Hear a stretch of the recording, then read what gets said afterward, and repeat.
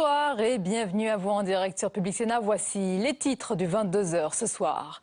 La proposition de Jean-François Copé fait bondir la classe politique. Le président de l'UMP veut réformer le droit du sol et souhaite la fin de l'acquisition automatique de la nationalité pour les enfants d'immigrés clandestins. Le gouvernement dénonce une proposition indigne de la République. Le Front National accuse l'UMP de piocher dans ses idées. C'est le grand débat du mardi soir. Le droit du sol, la politique d'immigration et les frontières de Schengen. On en parle avec de nombreux invités tout à l'heure. L'écotaxe cristallise la colère des agriculteurs qui ont manifesté dans tout le pays contre ce prélèvement qui doit entrer en vigueur le 1er janvier 2014. Ils demandent son ajournement. Le ministre Stéphane Le Foll admet que certaines choses sont à améliorer. En Bretagne, particulièrement touchée par la crise, le mécontentement va grandissant. Une réunion sur cette région s'est tenue en début de soirée à Matignon avec des élus bretons. Les détails dans ce journal. Et puis on l'avait laissé visage fermé, mâchoire serrée, ton menaçant. Au soir de sa défaite lors de la primaire socialiste à Marseille, finalement, Samia Ghali est revenue à de meilleurs sentiments. La sénatrice socialiste s'est exprimée aujourd'hui aux côtés du premier secrétaire du PS, nettement plus souriante, mais toujours pas un mot sur le rassemblement derrière le vainqueur, Patrick Mennucci. Voilà pour le programme de votre 22h. Merci d'être en notre compagnie. Ils ont manifesté leur mécontentement sur les routes de France. Les agriculteurs sont en colère contre l'écotaxe, ce prélèvement qui sera appliqué aux poids lourds dès 2014. En Bretagne, où le secteur agroalimentaire souffre beaucoup, la colère est vive. Une réunion sur la région s'est tenue en début de soirée à Matignon avec les élus bretons. On voit tout cela avec Sophie Normand. Réunion d'urgence ce soir à Matignon avec notamment les parlementaires bretons et peut-être une solution pour répondre à la grogne des agriculteurs sur l'écotaxe. Ce que j'ai ressenti à travers cette réunion, c'est la forte volonté déjà d'établir un moratoire sur l'écotaxe. Appliquer l'écotaxe alors qu'il n'y a pas de méthode alternative, pour moi, c'est vaut mieux nous dire tout de suite, il faut que les Bretons payent les infrastructures. La cible du mécontentement, ce sont ces bandes électroniques destinées à enregistrer le passage des poids lourds. C'est à partir de ces installations que sera collectée l'écotaxe, aux grandes dames des transporteurs mais aussi des agriculteurs.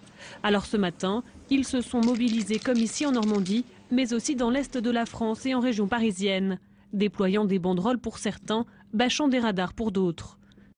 Tout n'est pas possible accessible par train ou par autre voie. Il faut être raisonnable et si on veut continuer à faire vivre nos campagnes, il n'y a pas d'autre choix aujourd'hui que d'utiliser le transport routier.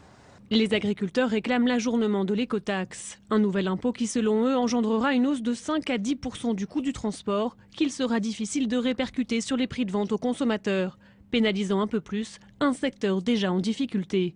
C'est se tirer une balle dans le pied que de vouloir financer des nouvelles modalités de transport par une taxe qui va d'abord impacter des filières où on a déjà bien du mal à survivre, quoi. L'écotaxe doit entrer en vigueur le 1er janvier prochain.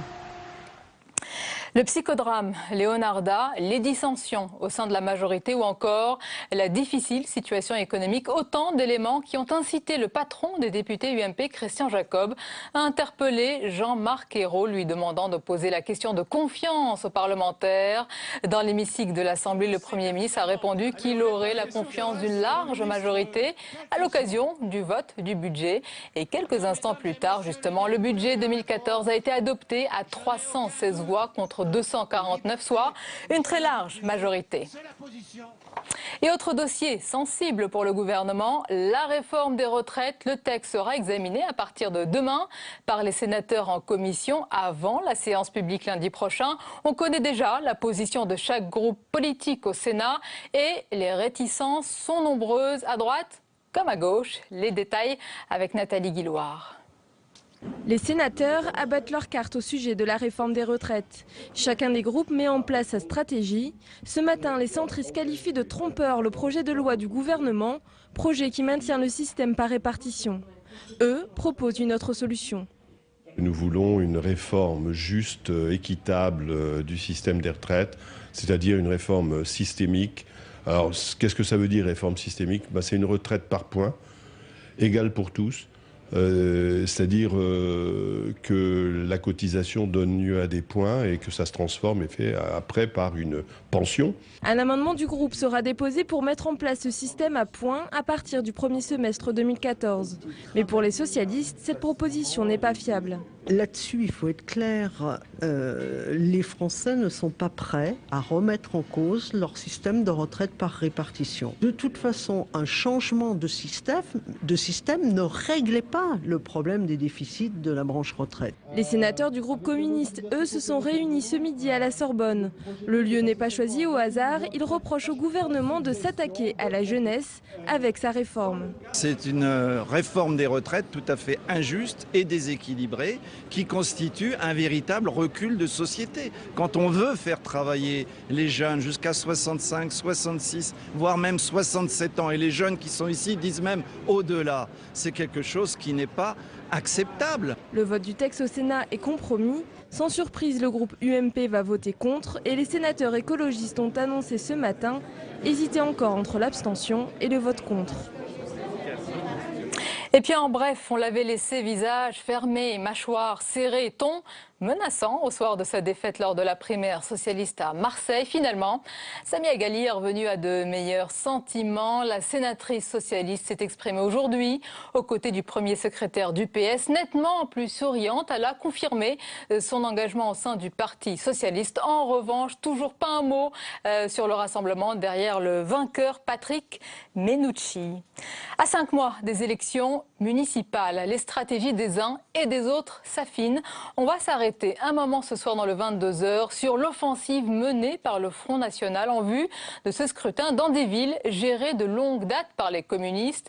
Le FN espère faire basculer ces régions bastions communistes en présentant, vous allez le voir, de jeunes candidats qui mettent en avant le thème du renouvellement de la classe politique. Notre journaliste Marie Brémaud est allée à la rencontre d'un candidat Front National à Mitry-Mory en Seine-et-Marne. Regardez. Mitry-Mory, commune industrielle de 20 000 habitants aux grandes banlieues parisiennes, en Seine-et-Marne.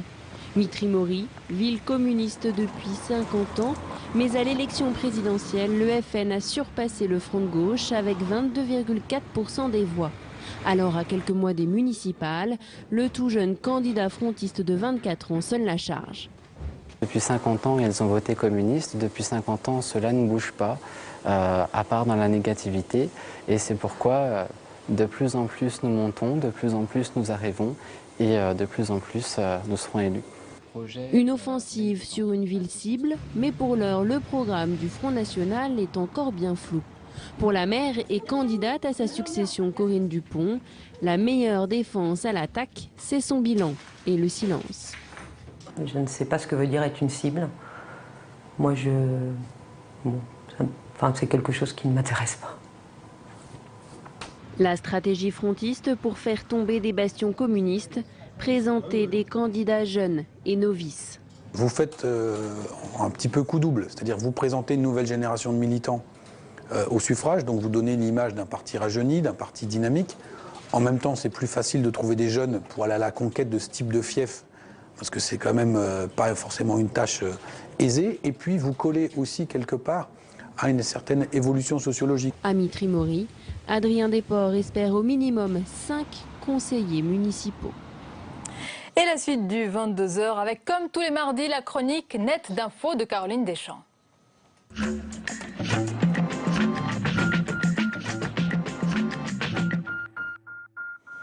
La chronique Net d'infos. Bonsoir Caroline. Bonsoir et Sonia. On va parler ce soir d'écoute et de surveillance. Mais pas de la NSA, mais du Front National. Le FN a en effet envoyé à tous ses secrétaires départementaux une note afin qu'ils surveillent les comptes Facebook et Twitter de leurs candidats aux municipales.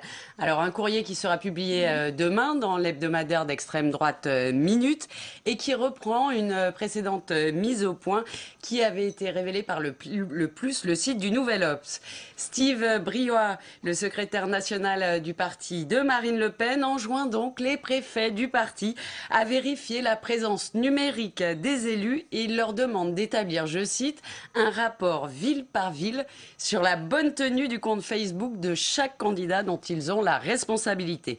L'objectif est donc, je cite, qu'il n'y ait pas d'excès de communication et que les posts, Sonia, les tweets soient conformes à la ligne du parti. Donc le FN veut tout contrôler et éviter évidemment les dérapages. Et oui, malgré les sessions de formation qui sont dispensées régulièrement au cadre du parti sur les bons usages des réseaux sociaux, les dérapages sont légion, notamment sur Facebook. Dernier en date, les propos racistes d'Anne-Sophie Leclerc qui compare Christiane Taubira à un singe. Regardez cet extrait d'Envoyé spécial.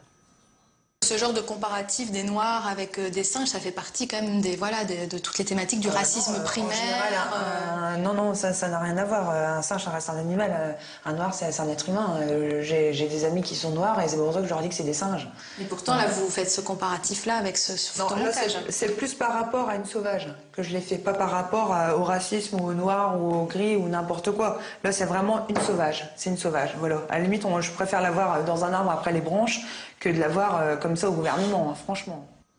Alors depuis, Sonia Anne-Sophie Leclerc a retiré le photomontage de Facebook. Elle n'est plus investie par le FN au municipal. Et c'est donc la diffusion de ce reportage qui a valu la nouvelle mise en garde du parti et la surveillance des conversations des élus frontistes sur le net. Et alors Facebook, il faut le savoir, fait l'objet d'une surveillance particulière car le FN est très actif sur ce réseau. Et c'est là, je cite, qu'il y a le plus de problèmes, estime Steve Briouat. Il faut dire donc sur Twitter, c'est limité à 140 caractères, alors que sur Facebook, c'est nos limites. On peut poster tous les commentaires que l'on veut. Ironie de l'histoire, le FN a investi très très tôt les réseaux sociaux. C'est même l'un des partis les plus actifs, si ce n'est le plus actif sur le web, car le net lui permet en fait de diffuser ses idées sans filtre, sans journaliste, et donc de participer à la dédiabolisation de son image. Et voilà que le Front National, du coup, se retrouve pris à son propre piège. Il se doit de contrôler l'ensemble de sa communication s'il veut se départir de son image extrémiste. Alors c'est une tâche ardue, s'il en est, parce qu'on imagine mal comment le FN peut contrôler, outre ses 600 têtes de liste, l'ensemble des conversations de ses adhérents. Alors à moins que la discipline fonctionne à plein et que les cadres sachent tenir leur langue, ou plutôt leur souris.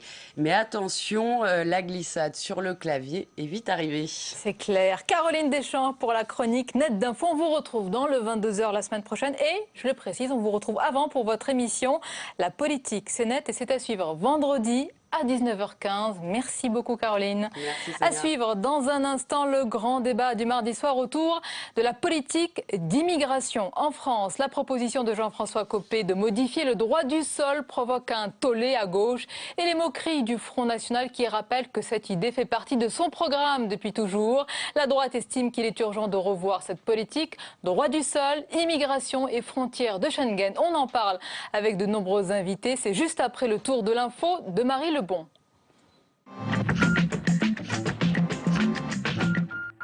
Promesse de campagne de François Hollande en 2012, les contrats de génération peinent à séduire les entreprises.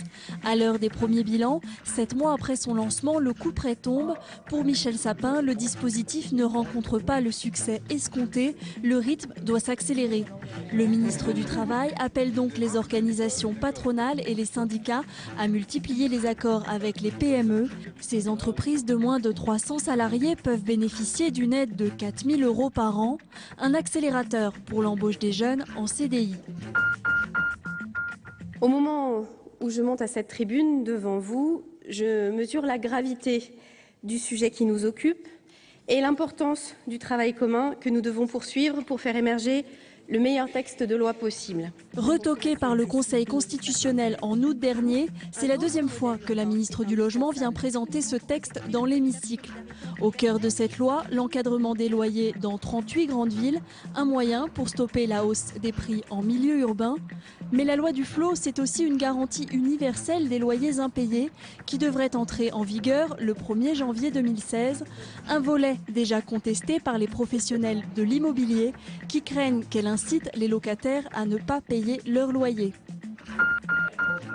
Bachar al-Assad ne jouera aucun rôle dans le futur gouvernement syrien. C'est du moins l'avis de William Hague, chef de la diplomatie britannique. Réunis aujourd'hui à Londres, les amis de la Syrie rassurent et appellent l'opposition modérée à participer aux futures négociations de paix prévues en novembre prochain à Genève.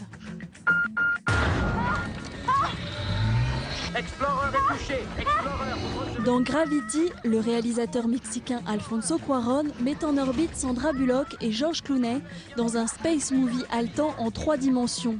Déjà en tête du box-office américain et salué par la critique, mais aussi par le monde scientifique et les astronautes, le film arrive demain sur les écrans français.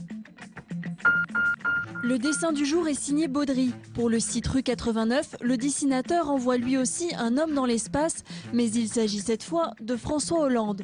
Monté du FN, affaire Leonarda, le chef de l'État peine à garder les pieds sur terre.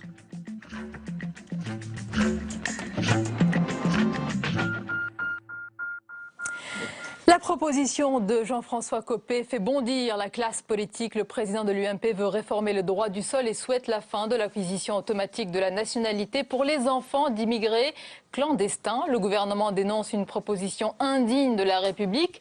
Le Front National accuse l'UMP de piocher dans ses idées. C'est le grand débat du mardi soir, le droit du sol, la politique d'immigration et les frontières de Schengen.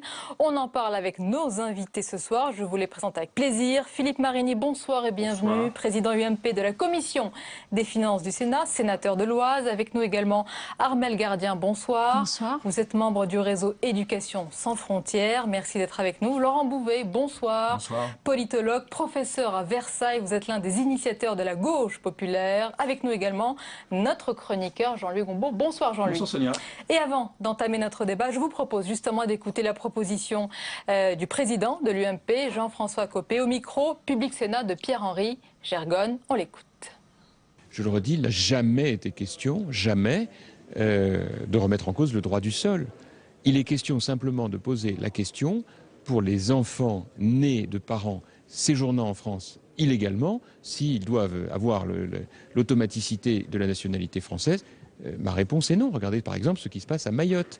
Ce sont des sujets graves sur lesquels je considère que l'on doit pouvoir avoir un débat. Là, chacun voit bien le jeu auquel se livre le Front National, qui est dans une approche populiste, là où moi je souhaite que la droite soit une droite populaire, c'est-à-dire au cœur des préoccupations des Françaises et des Français. Et on écoute à présent la réaction du Premier ministre Jean-Marc Ayrault dans l'hémicycle de l'Assemblée. Je crois qu'il est de bons conseils pour vous, comme tout le monde, de passer de l'émotionnel au rationnel. Allez, mes chers collègues, on va écouter. De passer des calculs politiciens au principe de la République. Et je vous le dis à vous, Monsieur Ciotti, mais je le dis aussi à Monsieur Copé, qui est en train de préparer l'abandon du droit du sol au profit du droit du sang. Ça, ce n'est pas la République, Monsieur Copé. Philippe Marini, pourquoi s'attaquer maintenant au droit du sol? Mais parce que c'est notre conviction. Parce que nous avons le sentiment, beaucoup d'entre nous, à l'UMP, que la politique d'immigration n'est pas maîtrisée. Chaque jour, il y a de nouveaux épisodes pour le montrer. Et dans une période de difficultés économiques et d'ajustements douloureux comme celle que nous connaissons, il est bien évident que pour l'opinion publique, ce sujet est un des principaux sujets à traiter. On ne peut pas, pour éviter de faire de la peine au café de Flore, eh bien, le contourner sans cesse. Qui représente le café de Flore? Oh, bah, ce sont tous les commentateurs, n'est-ce pas, généralement convenables, qui mesurent leur langage et qui voudraient nous enfermer dans une nasse. Eh bien, il ne faut pas se laisser enfermer dans la nasse. Et il faut dire ce que l'on pense et exprimer ses convictions. Et j'estime que Jean-François Copé a tout à fait été dans son rôle. Ce qu'il dit est extrêmement raisonnable. Ça porte sur les enfants d'étrangers en situation irrégulière qui ne devraient sans doute pas devenir automatiquement français. Enfin, quand même, c'est une proposition de bon sens et d'une extrême modération. C'est une proposition de bon sens ? C'est surtout une proposition qui revient, on va dire, de cette histoire un peu comme un serpent de mer. Chaque fois, c'est quelque chose à géométrie variable. Oui, déjà en 1991, Valéry Giscard d'Estaing en parlait déjà. Oui, j'ai l'impression que chaque fois qu'il y a un certain vide, on apporte des propositions de ce genre et je ne suis pas surprise qu'à l'approche des élections, plus on va s'en rapprocher, plus on va trouver des propositions. Alors, est-ce que c'est la préoccupation des Français en ce moment? Très sincèrement. Il faut l'encourager, on n'est pas le en train de séjour parler de ça. irrégulier. Là, vous parlez des enfants, C'est de monsieur. cela que l'on parle. On parle des enfants, des personnes en séjour irrégulier, acquérant automatiquement la nationalité Vous savez, française. moi, je me On suis parle bien des amusée. séjours irréguliers, donc des hors-la-loi de la République.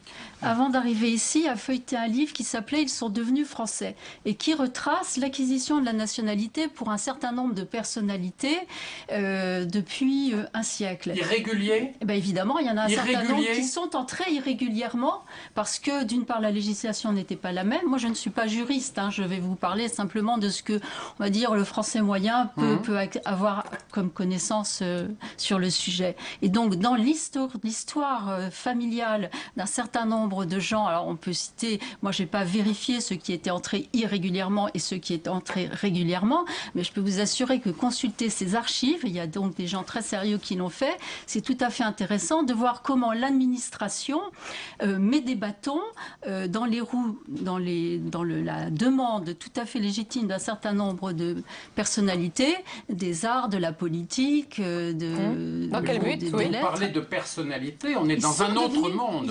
On est dans un autre monde, visiblement. Parce que pour c'est vous, pas de les cette gens immigration régulièrement sont tous que l'on des parle. pauvres, des misérables, des sous-doués intellectuellement. Ne me ça faites pas dire cela. Mais ceux dont vous parlez, qui ont eu un itinéraire remarquable, je pense qu'il ne s'agit pas. J'ai laissé le livre, je vous le passerai à la sortie. Sincèrement, je pense qu'il ne s'agit pas de la même immigration. Je vais laisser la parole à Jean-Luc Gombault, justement, pour un rappel aussi des chiffres précis. Mais Laurent Bouvet, que faut-il y voir? Parce que, est-ce qu'il y a une volonté de parler à l'électorat du Front National? Et faut-il, effectivement, parler à cet électorat?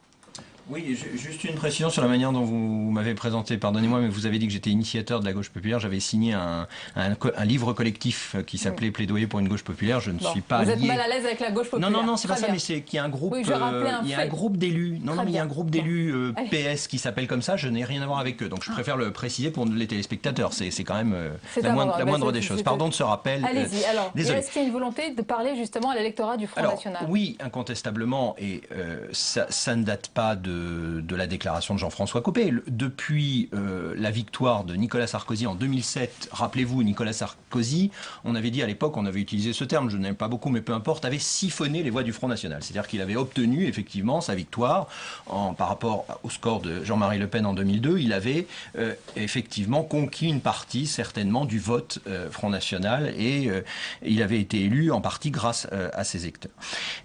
En 2012, la stratégie de Nicolas Sarkozy, président de la République sortant, était de conserver le maximum de cette avance qu'il avait pris sur cet électorat-là, qui a sans doute bougé un peu. Je prends là des grands agrégats, hein, ça n'a pas grand sens, mais enfin, disons pour bien faire comprendre les choses, c'était de le conserver. Et on avait vu qu'à partir du discours de Grenoble en 2010, il avait mis l'accent davantage sur des questions, disons, et dans la manière de les poser, qui pouvaient être des signaux vis-à-vis de cet électorat.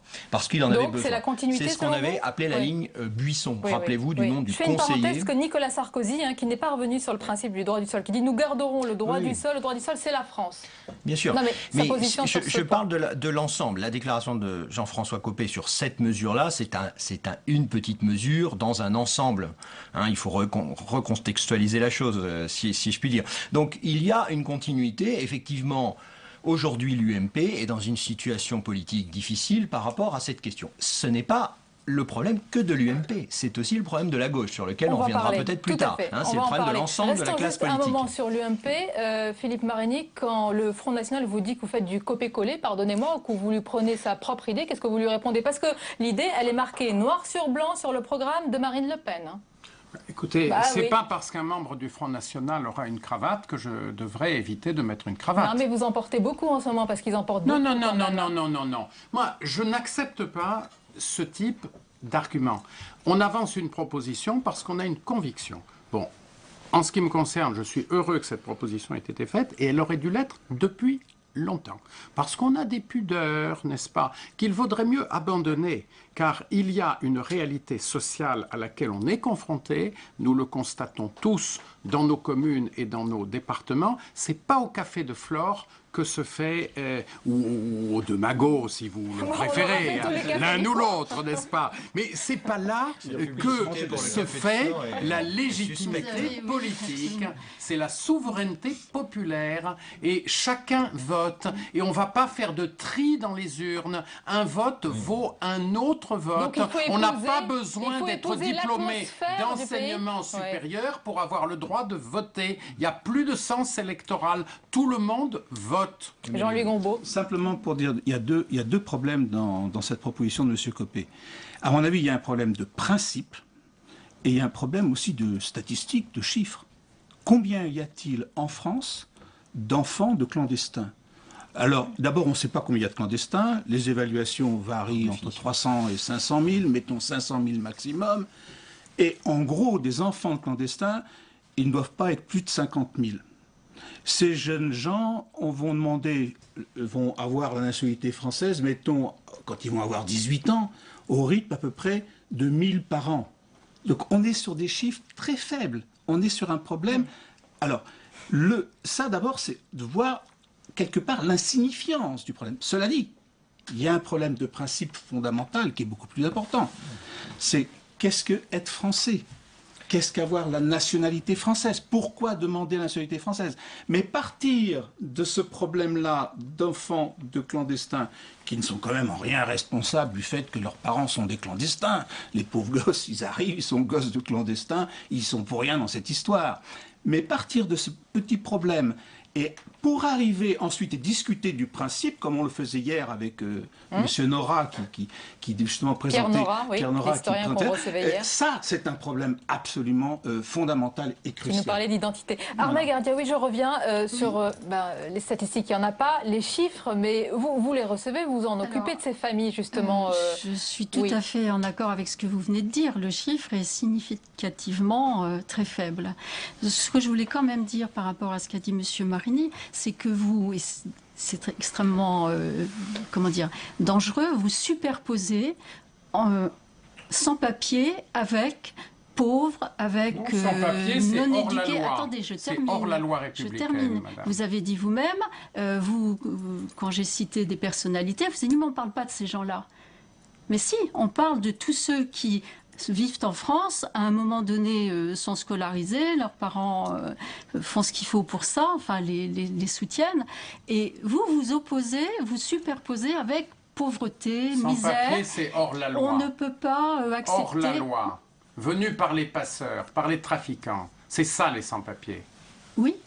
Eh bien oui. Eh bien, moi je n'accepte pas que les enfants de sans-papiers puissent acquérir, fût-ce un seul enfant, puisse acquérir automatiquement la nationalité française. C'est en effet, comme l'a dit Jean-Louis Gombault, une question de principe. J'accepte pas ça. J'accepte pas. Il me semble qu'au-delà de cette mesure très particulière, dont on vient de dire effectivement qu'elle avait une portée limitée, et sans doute, et on l'entend dans ce que dit Philippe Marini, principielle et symbolique, avant tout, la difficulté qu'il y a avec ce débat sur droit du sol, droit du sang, c'est qu'on touche, et là on est aussi dans les questions de principe. J'aime pas dire valeurs, ce sont des principes. Je crois que les valeurs doivent être laissées de côté. On n'est pas dans la morale, on est dans la politique et dans ce qui fait, ce qui tient ensemble le pays et cette société. La question du droit du sol, si l'on y touche par éclat, si je puis dire, dans la proposition qui est faite. Le risque, c'est de débrécher quelque chose qui est fondamental, qui fait qu'en France, à la différence d'autres pays, chaque pays a des systèmes et des traditions nationales, le droit du sol, c'est, dit-on, le Premier ministre l'a rappelé tout à l'heure, la tradition républicaine, ça va au-delà. C'était déjà largement le cas sous l'Ancien Régime. Donc la République a ajouté, a redéfini tout cela. Mais le droit du sol, c'est l'idée qu'on est français, Parce qu'on fait partie d'une communauté politique. C'est-à-dire qu'on n'est pas français à raison du sang qui coule dans nos veines, parce qu'on a des ancêtres français depuis X générations et ça s'arrêterait ici ou là, on ne sait pas. Français d'un jour, français de toujours, français quand même. Voilà. Donc il y a là quelque chose de tout à fait essentiel et je crois que cette mesure particulière Elle touche quelque chose de beaucoup est un plus élément important, oui. qui renvoie à un débat beaucoup plus profond qu'il faut avoir parce que nous n'avons pas assez ces débats et autant il a été mal posé à l'époque de l'identité nationale en 2009 par Nicolas Sarkozy parce qu'il y avait derrière une idée. Vous avez remarqué qu'il revient avec mais deux auteurs. Jean-Louis Gombault a parlé de Pierre Nora, il y a Alain Finkielkraut qui parle de l'identité. Mais c'est un débat essentiel. Moi à l'époque on m'avait interrogé, j'avais dit c'est mal posé, ils voulaient faire ça dans les préfectures, c'était aussi une manipulation parce que ça. Là-dessus vous êtes d'accord. Ça n'a pas été, c'était une bonne idée. Ça a été un échec très mal monté, très mal exécuté. Imaginez que des préfets puissent diriger des débats. Et l'idée, c'est complètement l'idée d'identité nationale est elle-même à débattre. Cette conception qu'il y ait quelque chose comme une identité doit être débattue. Mais débattons-en. Ouvrons la boîte. Là, c'est une vraie question. Pourquoi ne pas courageusement, plutôt, ouvrir ce débat d'une manière apaisée, si c'est possible, sur l'identité et pas sur une proposition qui paraît très limitée. C'est bien ce que nous faisons. Il va s'agir d'un ensemble de propositions. On en a évoqué une parce qu'en effet, elle est symbolique, elle est facile à repérer. Deuxième chose, attendez, vous êtes en train de nous dire attendez. Dans cette ligne, la double nationalité. Oui. La France accepte la double nationalité. Oui, tout à fait. Bien d'autres pays en Europe n'acceptent pas. C'est-à-dire, vous voulez remettre en cause la double nationalité dans la ligne des questions que nous nous posons ici. Autre proposition phare de Marine Le Pen, remettre en cause la double nationalité. Des questions que nous nous posons ici, est-ce que la citoyenneté ne devrait pas être un engagement républicain indépendamment de tous les autres engagements? Est-ce qu'on peut accepter durablement qu'une proportion de plus en plus grande de nos concitoyens ait une double allégeance, une double fidélité, une double nationalité? C'est une question qu'à mon avis, il n'est pas du tout absurde de poser, car beaucoup d'États, tout aussi démocratiques que la France, depuis aussi longtemps, voire plus longtemps que la France, n'acceptent pas la double nationalité. Il n'est pas absurde d'en discuter. Non, mais est-ce que vous avez déjà peut-être un avis sur cette question? Mais personnellement, je pense que nous devrions plutôt faire comme les États démocratiques comme nous, qui n'admettent pas la double nationalité. Et que être français, c'est un engagement sans retour. Donc vous demanderiez aux binationaux de choisir entre leurs... C'est un thème que je mets dans le débat. Une troisième chose. Vous savez que les circonscriptions électorales, on les découpe en fonction de la population et non pas du nombre des électeurs. Est-ce bien légitime? Ce sont des sujets dont on peut tout à fait débattre. Jean-Luc Gombault et Armelle Gardien, là, le débat est beaucoup plus vaste. Et là, vous mettez une autre proposition qui, je le rappelle également, est comprise dans le programme du Front National. Marine Le Pen a toujours dit que si elle vient au pouvoir, elle demandera aux binationaux de choisir entre deux nationalités. Eh bien, qu'en pensez-vous? Parce que là, le débat s'élargit. À droite, en tous les cas. À vrai dire, Vous avez l'air sonné. Non, pas du tout sonné, parce que je réfléchis en même temps à ce que M. Marini pense de l'immigration, et j'aimerais bien qu'il en dise un peu plus, parce que là, ce sont des points extrêmement précis. J'ai pas l'impression que ça passionne vraiment l'opinion publique, pas du tout. Hein. La France, regardez, on a, pour la plupart d'entre nous, des ancêtres qui sont venus d'ailleurs. La France est un pays métissé. Si on regarde les générations plus jeunes que la mienne, on s'aperçoit que nos enfants ont des copains de toutes les couleurs, de toutes les nationalités. Et ceux qui étaient dans la rue la semaine dernière ou cette semaine ne posent absolument pas les choses dans ces termes-là. Ceux qui étaient dans la rue qui demandent le retour de la jeune collégienne Léonarda. Des deux lycéens expulsés. On les regarde. Il y avait le lycée Montaigne qui était aussi dans la rue, donc j'ai pas entendu dire que c'était un lycée de banlieue jusqu'à présent. Enfin bon, ça représente une certaine jeunesse, la jeunesse. Les enfants de Saint-Germain-des-Prés, le Par exemple, mais il y avait aussi... Non, mais c'est un quartier que j'adore. Oui. Je rappelle que les studios et le Sénat s'y trouvent. Hein. Oui. C'est un quartier très convenable. Enfant de Saint-Germain-des-Prés, dans lequel il y a plein de clandestins. En fait. Bon. Mais le problème, c'est qu'on est dans une situation... Évidemment, il y a des élèves entrés de manière irrégulière dans les lycées d'élite. Bah oui, parce qu'ils ont d'office. Voilà. Ils entrent d'office. Pourquoi d'office? Non, je veux dire, il n'y a pas besoin de montrer une nationalité quelconque pour s'inscrire au lycée. La nationalité, non. Oui. Mais il y a besoin de montrer une identité. Mais ce que je veux dire, il y a un problème nouveau qui se passe. C'est qu'en réalité, aujourd'hui, depuis 2 ou 3 ans, il y a plus d'enfants d'immigrés que d'immigrés en France. C'est-à-dire que la question des enfants va devenir de plus en plus importante. Vous avez à peu près 6 millions d'immigrés et 7 millions d'enfants d'immigrés. Donc ça, dans les statistiques, c'est quelque chose de nouveau. Qu'est-ce que vont devenir ces enfants? Quand vous prenez l'affaire de Leonarda, quand même, quelque part, le problème de devenir française, elle n'a que 15 ans. Mais elle dit, moi, d'abord ma famille, indépendamment du problème de l'intervention du président de la République qui pose un autre problème politique. D'abord ma famille, d'abord. Donc, quelque part, elle n'est pas d'accord pour devenir française, pour s'établir en France. Elle montre, quelque part, une opposition à devenir française. Là, on est en train de parler de 2 choses différentes, devenir français ou être régularisé. Ça n'a strictement à voir un droit au séjour. Je vais laisser la parole à Laurent Bouvet, justement, au-delà du cas Leonarda, Réseau Éducation Sans Frontières, que vous représentez ici ce soir, s'occupe, il faut le dire régulièrement, quotidiennement même, de familles en situation irrégulière. Notre journaliste Jérôme Rabier s'est rendu dans une permanence à Paris pour suivre le travail de vos bénévoles. Regardez. Comme tous les samedis matins, cette permanence du réseau Éducation Sans Frontières est remplie. Familles, mineurs, jeunes majeurs, tous les profils de l'immigration sont ici réunis, venus chercher conseil pour préparer leur dossier de régularisation. Je vais te photocopier et te stabiloter, éventuellement même on le fera samedi prochain ensemble, les termes de la circulaire. Pour les militants, la circulaire signée par Manuel Valls il y a à peine 1 an a multiplié les dossiers, comme la précédente de 2007. Ça ne désemplit pas. La sortie de cette circulaire a provoqué, depuis décembre dernier, un afflux plus important de personnes, en particulier des familles au début, qui sont venues assez massivement parce qu'elles correspondaient aux critères de la circulaire et voulaient très rapidement constituer leur dossier pour aller le présenter à la préfecture et envisager une régularisation assez rapide. Si la circulaire a créé des conditions plus favorables pour les familles avec enfants scolarisés, elle a aussi exclu ou durci d'autres situations. Comme pour Mahamadou, jeune malien de 19 ans arrivé en France il y a bientôt 3 ans et scolarisé depuis son arrivée. Avec les dossiers qu'on a ramenés, et par rapport à la circulaire qui est sortie par Manuel Valls, moi je ne fais pas partie. Ça m'inquiète beaucoup parce que je me demande souvent j'ai même peur d'avoir, pourquoi pas, le prochain cible, parce que je suis encore sans papier. S'il accepte de parler à visage découvert, c'est parce qu'un rendez-vous à la préfecture est désormais prévu fin novembre. Problème, non suivi par l'aide sociale à l'enfance avant sa majorité, il ne remplit pas tous les critères. Après 3 ans de présence, il est pourtant prêt à se battre pour rester en France. J'ai vu ici, je pars à l'école tous les jours pour avoir un métier.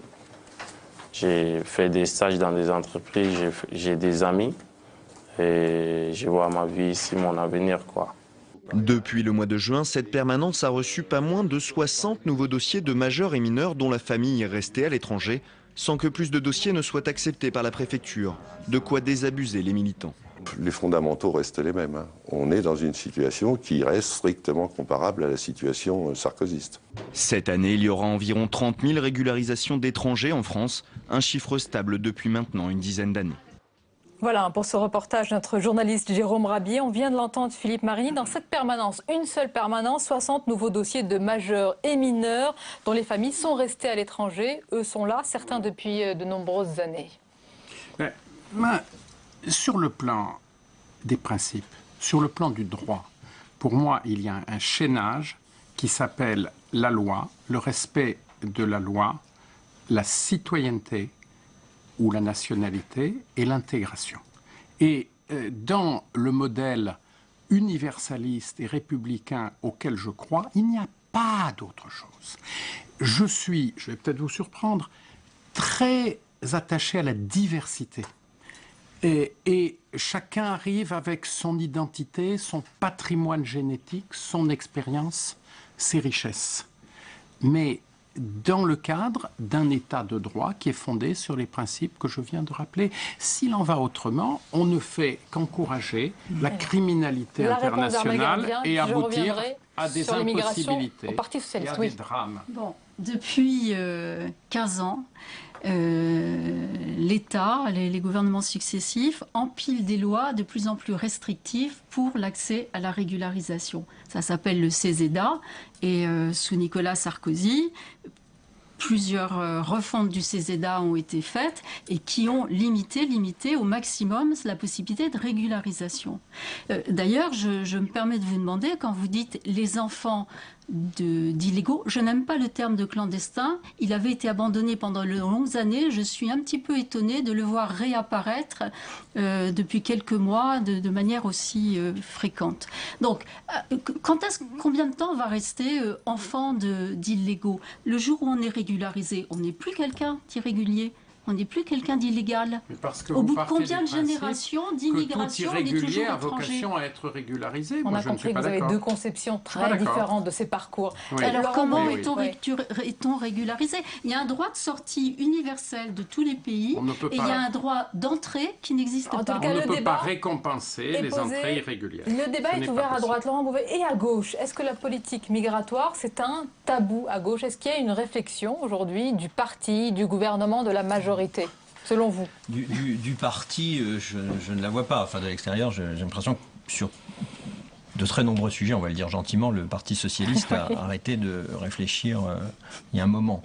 C'est peut-être d'ailleurs un des problèmes, après juste un an et demi après une élection, d'être dans cette situation. Mais c'est un autre sujet. Alors le PS affole, vous me réinviterez pour en parler. Oui, oui, très intéressant. Mais bon, sur l'immigration, la question telle qu'elle se pose et telle qu'elle est montée de manière extraordinairement terrible pour le pays ces derniers jours, là, autour du cas de cette jeune fille Leonarda. C'est une question qui se pose dans des termes qui ne sont pas des termes politiques. Ce sont des termes moraux, des termes de considération d'a priori. Qu'est-ce qu'on a? On a à main droite, l'immigration est une menace. C'est une invasion. On a ce gigantesque continent africain qui va nous arriver dessus. Regardez, tout le monde veut venir là pour profiter de nos systèmes sociaux, etc., etc. À main gauche, les frontières n'existent pas. On ouvre tout le monde a le droit de circuler, tout le monde peut venir, il n'y a pas de problème, etc. Si on pose cette question comme ça, si on a en face, l'un de l'autre, ces deux positions, l'une de l'autre, pardon, ces deux positions, on n'y arrivera pas. L'immigration, c'est ni une chance en soi, ni une menace en soi. C'est une question politique. C'est une question qui se pose à tous les pays, des pays qui ont des frontières. Une frontière, ce n'est pas un mur infranchissable. D'ailleurs, un mur est toujours franchi à un moment ou un autre, on l'a vu dans l'histoire, ou abattu. Ce n'est pas non plus une plaine sur laquelle il n'y a rien et où on passe comme si de rien n'était. C'est un lieu, une frontière où il se passe des choses, où il y a une respiration, où il y a des contacts. Et puis, il y a des gens qui sont dedans et des gens qui sont dehors et ce ne sont pas les mêmes. Et si ça doit devenir les mêmes, il faut que ceux qui sont dedans, ceux qui sont le peuple souverain dans les démocraties, décident des règles. Donc ça doit se régler politiquement. Donc moi, la seule chose que je peux demander comme une sorte si vous voulez, d'intellectuel dans le débat public, c'est de dire... Mais mettons sur la table ces questions et tranchons par un débat et une délibération démocratique. Et je ne suis pas sûr d'ailleurs, dans ce cas-là, que la solution ou les solutions, d'après ce que je comprends que prône M. Marini, soient celles qui soient défendues et acceptées majoritairement. On va laisser le mot de la fin justement à Philippe Marini. On arrive à la fin de ce débat. Oui, pour un grand débat, l'immigration c'est une question politique. D'abord et avant tout. C'est une question qu'il faut traiter directement. Il ne faut pas la contourner. Nos concitoyens attendent que nous ayons des idées claires, qui peuvent être des idées différentes, des idées opposées, mais que nous traitions ce sujet, que nous tranchions et que nous leur donnions la parole pour trouver les bons arbitrages. Merci. Question politique. Et Armelle Gardien, je suis sûre que vous rajouterez question humaine également. Pas simplement. En un mot, je crois qu'il faut sortir des fantasmes et aborder des données... scientifique sur la question et concrète. Et sur le terrain. Merci beaucoup en tout cas d'avoir été nos invités. Merci d'avoir parlé de ce sujet. On arrive à la fin de ce journal. Merci à vous surtout de nous avoir suivis. Tout de suite l'émission politique Preuve par 3. Belle et douce soirée. À demain avec